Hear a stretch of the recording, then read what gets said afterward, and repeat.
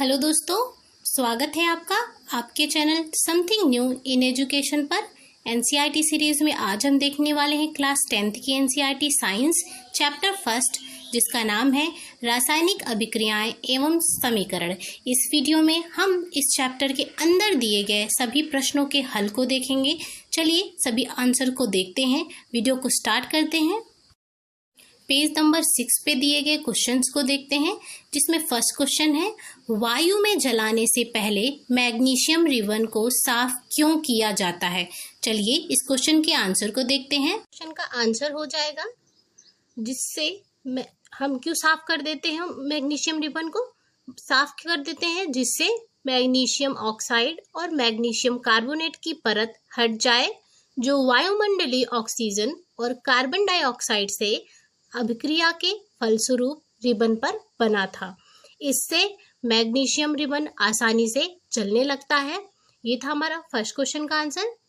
Second question दिया गया है, निम्नलिखित रासायनिक अभिक्रियाओं के लिए संतुलित समीकरण लिखिए, जिसमें फर्स्ट है हाइड्रोजन और क्लोरीन और हाइड्रोजन क्लोराइड आपको प्राप्त हो रहा है। सेकेंड पॉइंट पे बेरियम क्लोराइड और एल्युमिनियम सल्फेट रिएक्शन कर रहा है, बेरियम सल्फेट और एल्युमिनियम क्लोराइड प्राप्त हो रहा है। इसी तरीके से चलिए सेकेंड क्वेश्चन के सभी पॉइंट्स के आंसर्स को देख लेते हैं।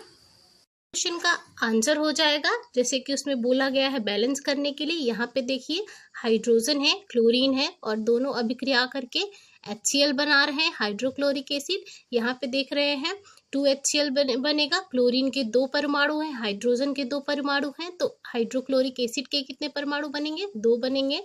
यहाँ पे सेकेंड पॉइंट पे है आपका बेरियम क्लोराइड, जो कि एक्वस मीडियम में है, मतलब जलीय माध्यम में है। एल्युमिनियम सल्फेट है, ये भी आपको एक्वस मीडियम में मिलेगा।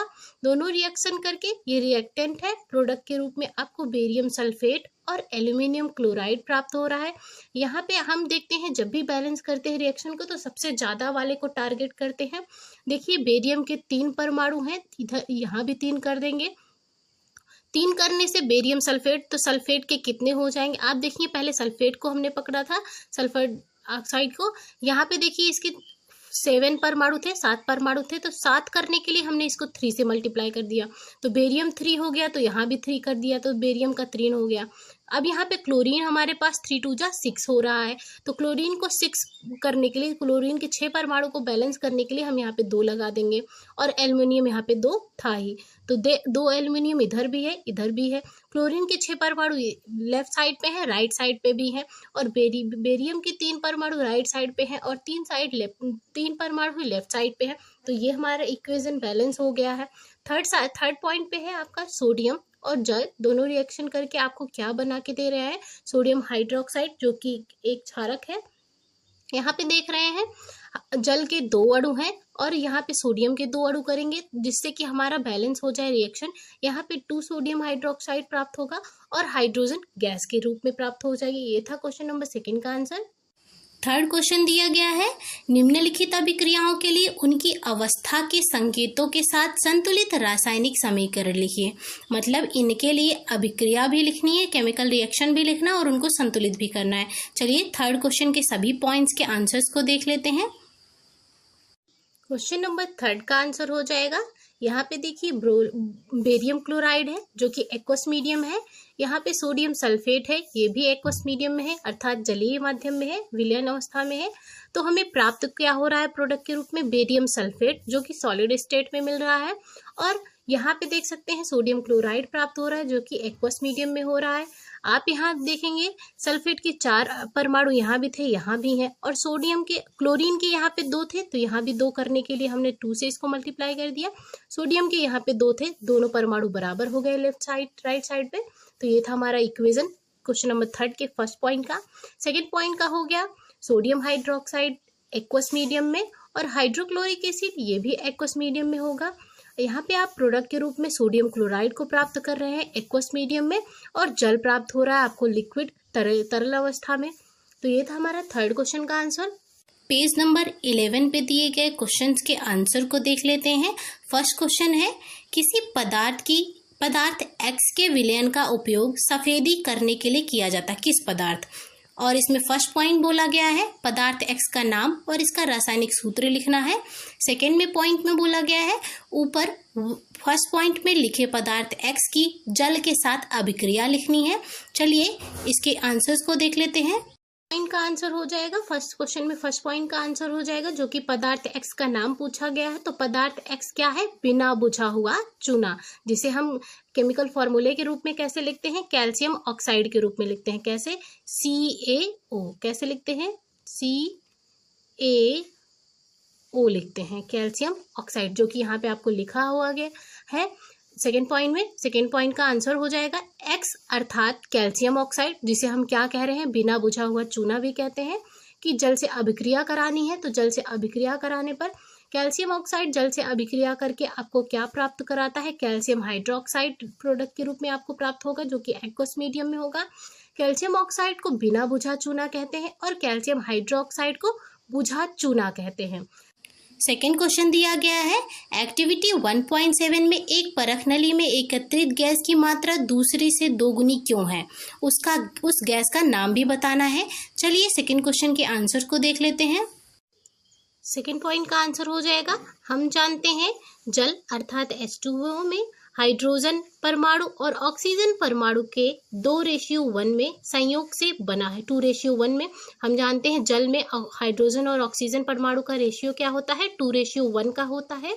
अतः जल का वैद्युत अपघटन करने पर हाइड्रोजन और ऑक्सीजन गैसें प्राप्त होती हैं। इसलिए कैथोड पर एकत्रित गैस हाइड्रोजन, एनोड पर एकत्रित गैस ऑक्सीजन की तुलना में दुगनी होती है, क्योंकि हाइड्रोजन जल में हाइड्रोजन 2 होता है तो ऑक्सीजन क्या होता है? 1 होता है।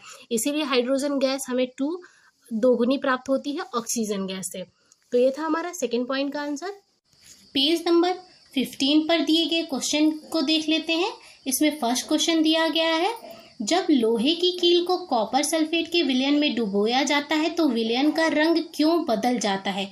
चलिए इसके आंसर को देख लेते हैं। क्वेश्चन का आंसर हो जाएगा क्योंकि आयरन कॉपर से अधिक अभिक्रियाशील है, जो कॉपर को विस्थापित कर देता है। और रिएक्शन कुछ इस प्रकार से रहेगा, आयरन है जो कि सॉलिड स्टेट में, कॉपर सल्फेट है जो कि विलयन अवस्था में है, एक्वस मीडियम में है। कलर क्या होता है कॉपर सल्फेट का? नीला होता है। ये हमारा रिएक्टेंट था। प्रोडक्ट के रूप में हमें फेरिक सल्फेट यानी फेरस सल्फेट प्राप्त हो रहा है, जिसका रंग कैसा होता है? हल्का हरा होता है। आयरन सल्फेट भी इसको कहते हैं। और कॉपर अलग हो जा रहा है, क्यों? क्योंकि आयरन क्या है? कॉपर से अधिक अभिक्रियाशील है। सेकेंड क्वेश्चन दिया गया है एक्टिविटी 1.10 से भिन्न द्विविस्थापन अभिक्रिया का एक उदाहरण दीजिए। चलिए इसको देख लेते हैं। आंसर हो जाएगा लेड नाइट्रेट है, जो कि PbNO3 टेकन ट्वाइस से हम डिनोट करते हैं। और हमारा हाइड्रोक्लोरिक एसिड है, ये हमारा रिएक्टेंट है। प्रोडक्ट के रूप में हमें क्या प्राप्त हो रहा है? लेड क्लोराइड प्राप्त हो रहा है, जो कि सॉलिड स्टेट पे प्राप्त हो रहा है। और क्या प्राप्त हो रहा है? HNO3 अर्थात नाइट्रिक अम्ल प्राप्त हो रहा है। यहाँ पे ये सेकेंड क्वेश्चन का आंसर था। थर्ड क्वेश्चन दिया गया है निम्न अभिक्रियाओं में उपचयित तथा अपचयित पदार्थों की पहचान कीजिए। थर्ड क्वेश्चन के फर्स्ट और सेकंड पॉइंट के चलो आंसर को देख लेते हैं। क्वेश्चन का आंसर हो जाएगा फर्स्ट पॉइंट का सोडियम है। यहाँ पे बताना था आपको क्या उपचयित हो रहा है, क्या अपचयित हो रहा है। तो सोडियम उपचयित हो रहा है, किसमें हो रहा है? सोडियम ऑक्साइड में हो रहा है। हम जानते हैं ऑक्सीजन की वृद्धि या हाइड्रोजन का ह्रास, दोनों ही क्या कहलाता है? उपचयन कहलाता है। यहाँ सोडियम में ऑक्सीजन की वृद्धि हो रही है तो सोडियम उपचयित होकर सोडियम ऑक्साइड बन गया है। और ऑक्सीजन अपचयित हो रहा है क्योंकि ऑक्सीजन से में O की कमी हो गई है। सेकेंड पॉइंट का आंसर हो जाएगा इसी में। आप देख सकते हैं कॉपर ऑक्साइड है और हाइड्रोजन है, दोनों मिलकर दोनों रिएक्शन करके क्या बना रहे हैं? कॉपर अलग हो जा रहा है और जल बन रहा है। आप यहाँ पे देखेंगे हाइड्रोजन में ऑक्सीजन की वृद्धि हुई है, अर्थात हाइड्रोजन उपचयित होकर क्या हो गया है? जल बन गया है। और कॉपर ऑक्साइड का अपचयन हुआ है क्योंकि इसमें ऑक्सीजन की कमी हुई है और ये अपचयित हो कॉपर ऑक्साइड अपचयित होकर कॉपर में बदल गया है। यहाँ पे बताया भी गया है कि हाइड्रोजन जल में उपचयित हुआ है और कॉपर ऑक्साइड कॉपर में अपचयित हुआ है। तो ये था थर्ड क्वेश्चन का आंसर। वीडियो अच्छी लगी हो, हेल्पफुल लगी हो तो लाइक, शेयर एंड सब्सक्राइब करना ना भूलिएगा। Thank you for watching.